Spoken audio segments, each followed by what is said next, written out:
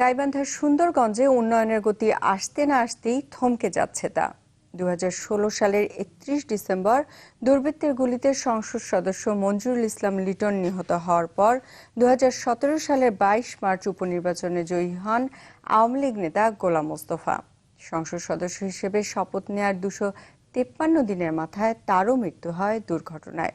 এরপর আবারও শূন্য এই আসন। শোকের রেশ কাটতে না কাটতেই উপনির্বাচনের জন্য আবারও প্রচারণায় নেমেছেন সম্ভাব্য প্রার্থীরা।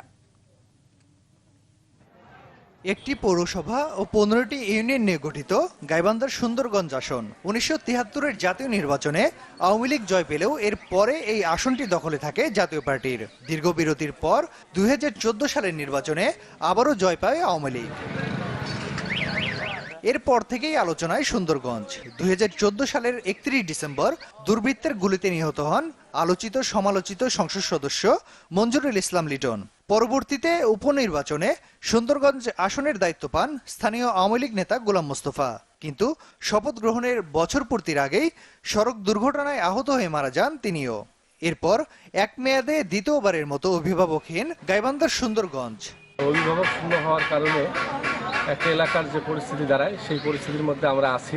উন্নয়নমূলক কোনো কাজ ইতি যাবত কোনো এমপি মহোদয়রা করিয়ে আসতে পারে না। উন্নয়নের দিক থেকে পিছিয়ে পড়ছি, বেকার সমস্যার সমাধানের কারণের দিক থেকে পিছিয়ে পড়ছি, সুবিধা অসুবিধার দিক থেকে পিছিয়ে পড়ছি। এরই মধ্যে স্থানীয় পর্যায়ে শুরু হয়েছে নির্বাচন নিয়ে আলোচনা। আসনটি ধরে রাখতে মাঠে নেমেছেন সম্ভাব্য বিভিন্ন দলের প্রার্থীরা।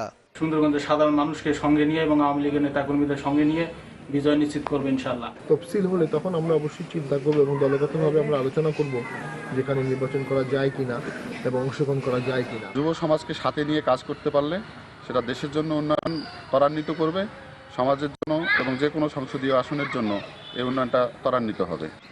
তাই উপনির্বাচনের মাধ্যমে নতুন অভিভাবক বেছে নিতে প্রস্তুত হচ্ছে সুন্দরগঞ্জবাসীও।